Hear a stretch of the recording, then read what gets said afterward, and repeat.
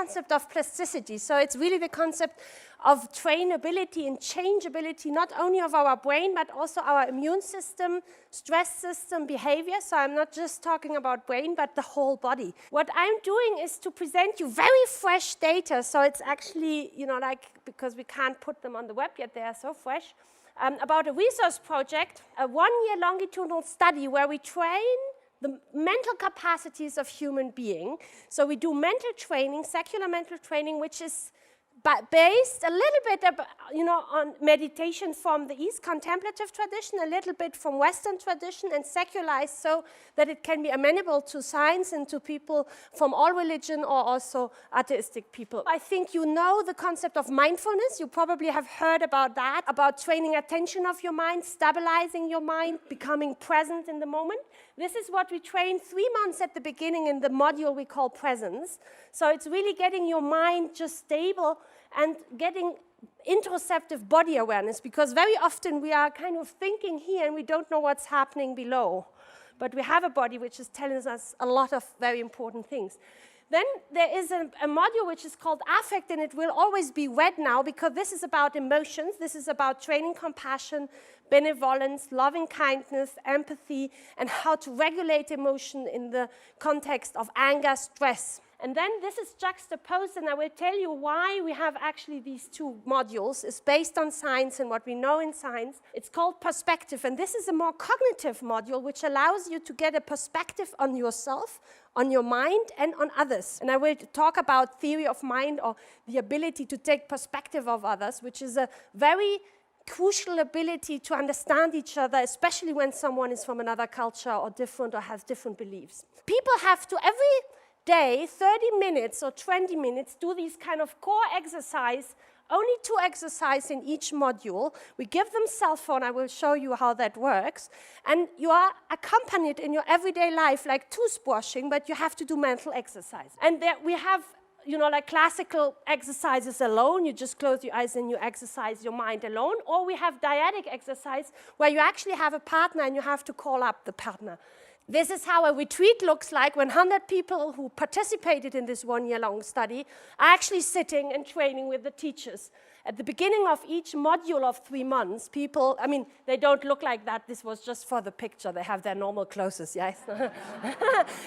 They are normal people like we only, and they just sit and exercise and get taught into these exercises. So this is when they are on holiday. They send us these pictures, and they have these cell phones, and on the cell phones you have the mental practices, depending on the module you are in. You can listen to them, and we know exactly, we are spying on our participants day and night. We know exactly how long did people practice, what did they practice, how did they feel before, after, how did they sleep, and so on. But it also allows you to integrate it in your everyday life. You have to do 20 to 30 minutes a day, and this is how a diet looks like. You can do it in your workplace. It's 10 minutes, but it's not a chit-chat, but it's kind like of a mental, very concentrated exercise together. This allows you, the listener, trains empathic listener, whereas the person who speaks trains to become mindful of what is going on in the body.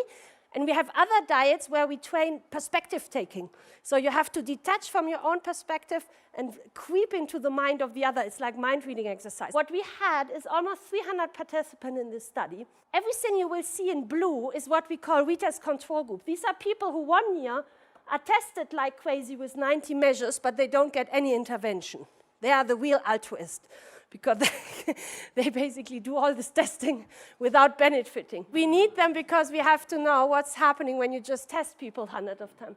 And then there are these 2 cohorts, which, like you see, start with this mindfulness module 3 months. And then what is important, you see the cohorts do the sequence differently.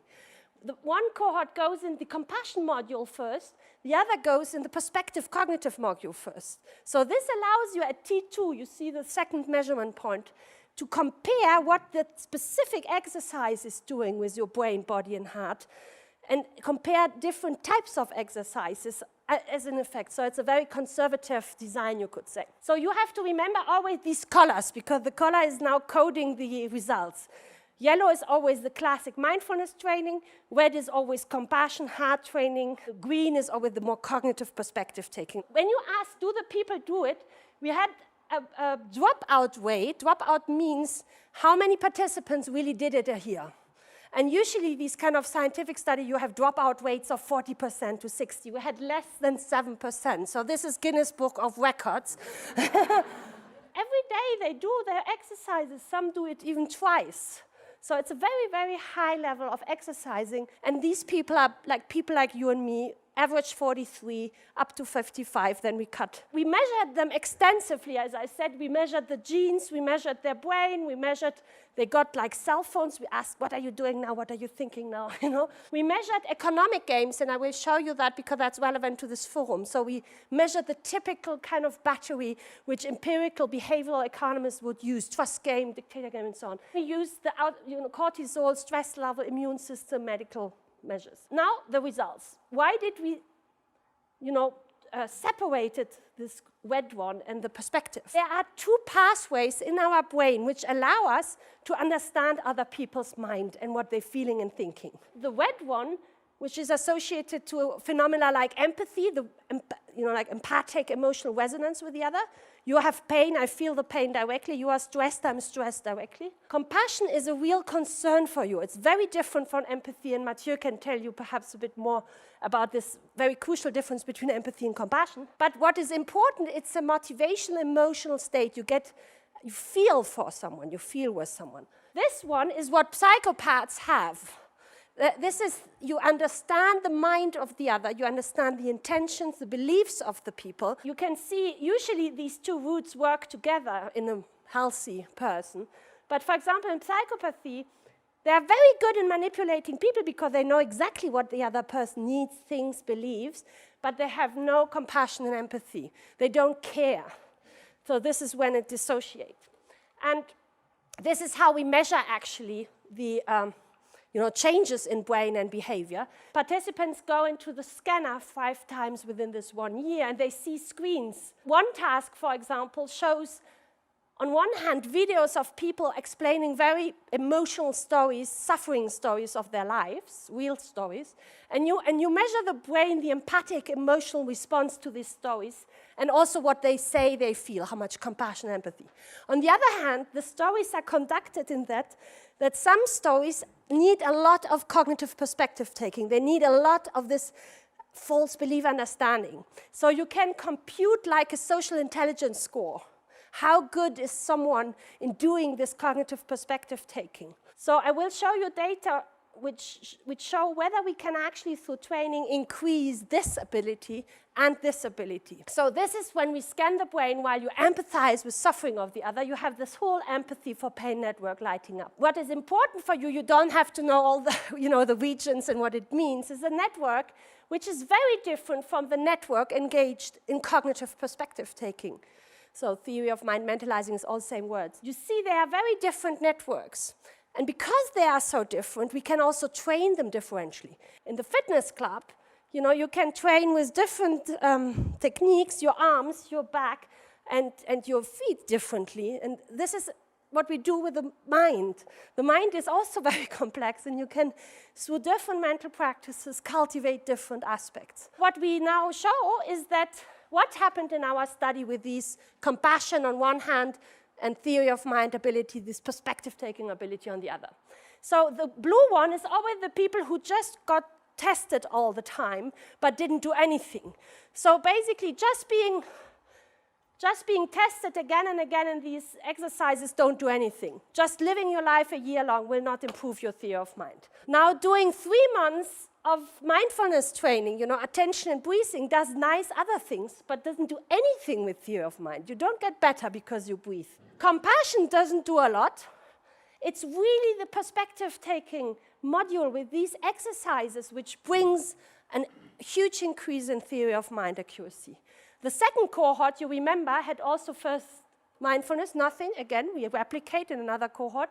Now they do perspective first, and you see this huge increase. And then they do compassion, nothing really happens anymore. So it's a very specific effect of a certain exercise they do every day on an ability which is hugely important, for example, for global compassion to emerge, for in-group, out-group distinction, for starting to understand other cultures, other religion, the behavior of people which are not like you. So for conflict resolution, this is the ability you want to train. Just repeating and living your life doesn't make you much more compassionate. Breathing, not really. But compassion training makes you very much compassionate. A good sign for us, because we designed it for increasing compassion. And then the perspective training a little bit, but not more. So second cohort, mindfulness training, 3 months, nothing really for compassion. It does other things, but not compassion. Perspective taking, these kind of, it's also a social cognition skill you train, a little bit high. But now really, when they train the compassion block, they have this boost in compassion and empathy. So you see, you can, now the question, this was behavior, now we are brain scientists too, so we wanted to know, can you change the hardware of your brain? We always thought that we can't change anymore, that our brains are just declining and getting worse after age 25. So this is really showing whether you can increase in cortical thickness, this means in gray matter volume of your brain through training. And what I show you again is after 6 months of affect in one group or perspective in the other group.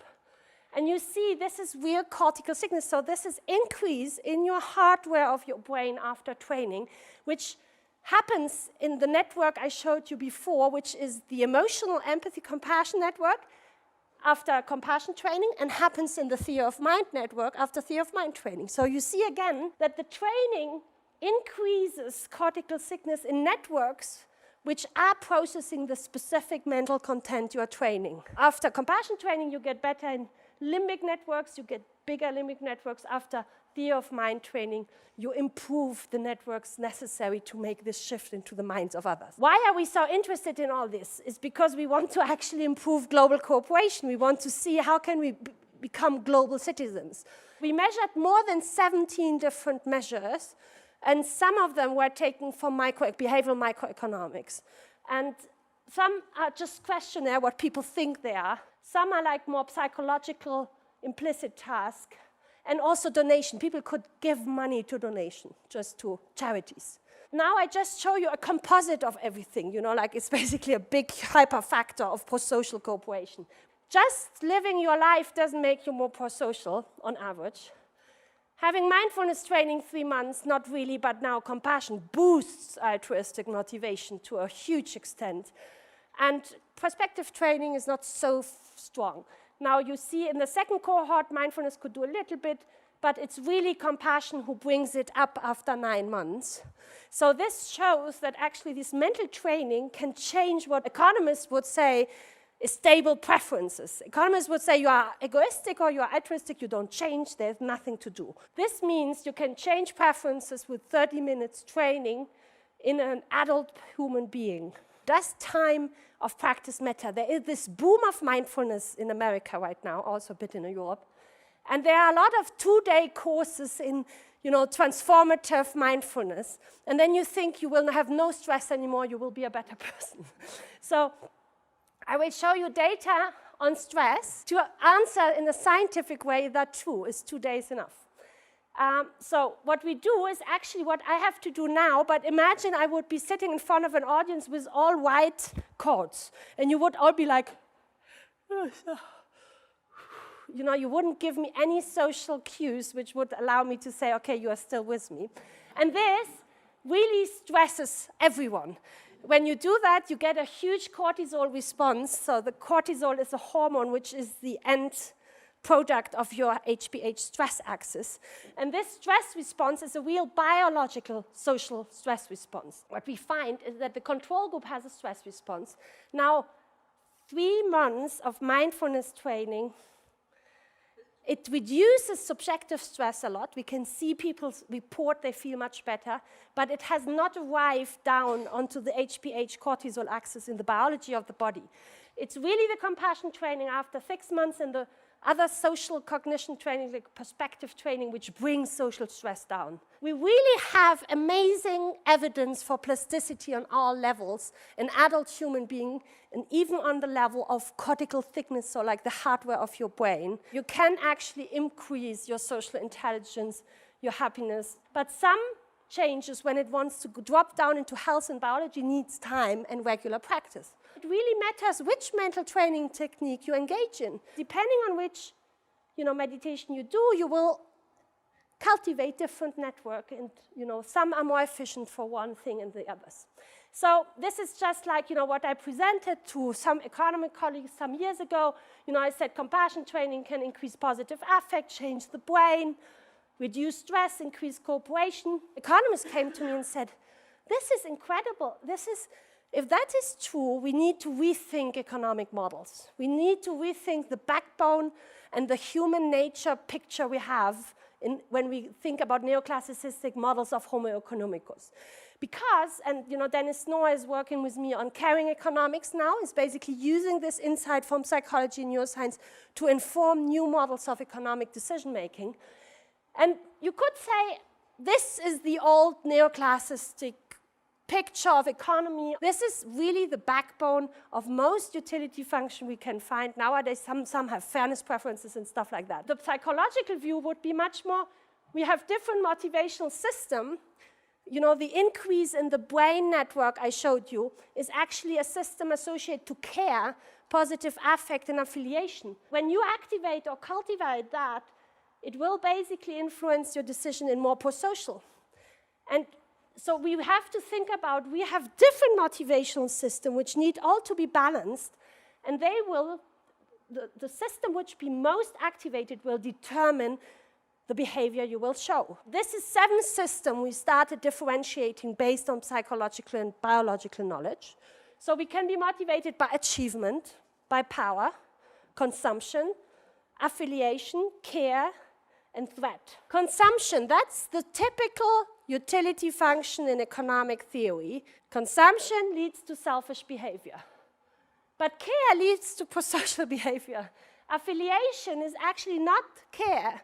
Affiliation is you want to belong to an in-group, you want to belong to a group, and you are panicked that you could be excluded of a group. Power always leads to competitive behavior. Achievement is excelling. You want to be best. You want to optimize your performance. In sports, this is very important. Anger, of course, to aggressive behavior. Fear and threat system is defense behavior and getting through. So now you can basically formulate, and we did that, different utility function for each of the motivation behavior relationships. With this model, you don't have just one utility function. You have, depending on the context, you will have a motivation system which will be most activated, and this will determine with a certain probability the behavior, the choices you do. So what is important for policy making is now to know how should the context be to activate these different systems. And so obviously I'm interested, how can we activate care and affiliation? Because this leads to not so much in-group, out-group distinction, it leads to prosocial behavior, to global cooperation, and so on. And so we identified, this is, I think, the speciality of economics, institutional design, this is politics, it's changing laws. Nudging, we have like one nudging unit. In Germany, we have one, in America, in UK, so this is very much coming up. How can you change the context so that it kind of primes a certain behavior which is beneficial for a state or something? The psychologists, and I just showed you, have identified other ways to change your preferences by internal mental training or education. You can, just by 30 minutes or like basically changing your mental attitude when you wake up in the morning, sometimes even 1 minute, you can actually change your motivation system internally. And then your decision will be different. Which motivation system is now driving my behavior? What is really driving me now? Oh, this is stress, this is threat, this will not be a good decision. So breathe in, breathe out, do some exercise, the decision will look different. We want to now basically bring the science-based program into society, into schools and education, because the brain of these kids is so plastic, you don't need to have 30 minutes, it's so, it's like, so that's what we, try to do, that they kind of, kids learn again to become, like interdependent beings with some kind of secular ethics and compassionate motivation and the ability to regulate their emotions and stress. So that was what I wanted to share with you, and I'm looking forward to the discussion.